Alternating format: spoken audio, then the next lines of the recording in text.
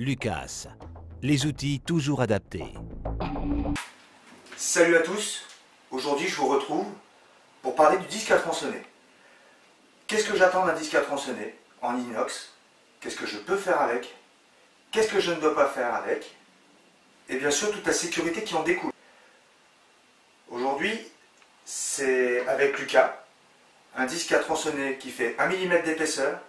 Chez Lucas vous avez 3 possibilités pour l'inox, entre le haut de gamme, le premium et le bas de gamme. Aujourd'hui c'est un premium. J'ai de l'inox en 1 mm 5 et en 2 mm.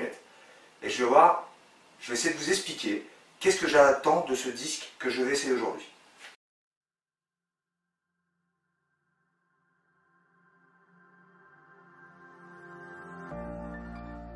Alors, il est bon de rappeler quand même que les sigles et les logos peuvent différer suivant le disque, évidemment. En tout premier, donc, vous trouverez le sigle OS, entre parenthèses, qui est le laboratoire qui certifie que le disque respecte bien certains critères de contrôle et de qualité en termes de sécurité des abrasifs. Puis, bien la norme EN, présente sur tous les disques, c'est une obligation. Tout comme, d'ailleurs, la date de péremption qui doit figurer ou sur la bague ou sur le disque. Bien évidemment, il y a aussi les équipements de sécurité qu'il faut porter quand on utilise un disque à tronçonner ou à meuler. Et bien sûr aussi sa vitesse maximale de rotation, soit exprimée en tours minute ou soit en RPM, révolutions par minute.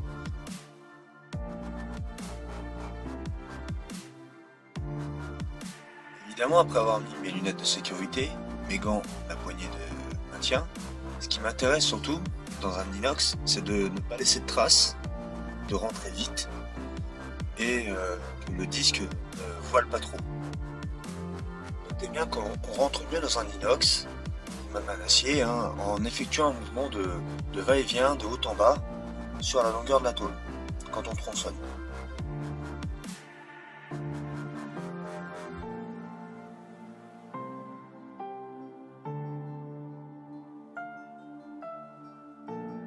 Alors si je mets un petit coup de chiffon, c'est uniquement pour enlever les poussières dues à la coupe. Le résultat, c'est tout simplement que si vous regardez bien, il n'y a aucune trace de chauffe et c'est super sympa de couper avec ce disque là parce qu'il ne projette pas beaucoup dans l'air. Il en fait un petit peu, c'est évident, mais pas beaucoup.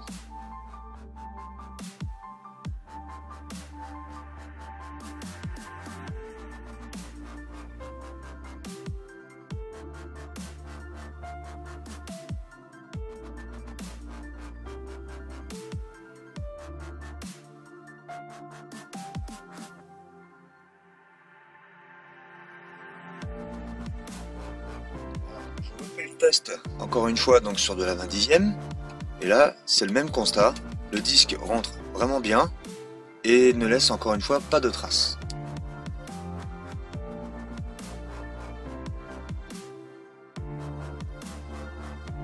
En plus la bavure est vraiment très fine, voire quasi inexistante.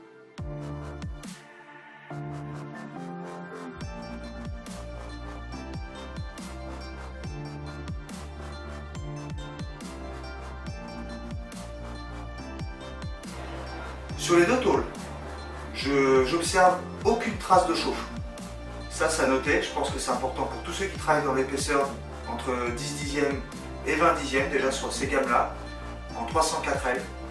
Je vais d'ailleurs m'en servir pour d'autres événements sur ma chaîne, puisque j'ai décidé depuis quelques temps, même si je ne vous en ai pas fait part, de créer une annexe à ma chaîne.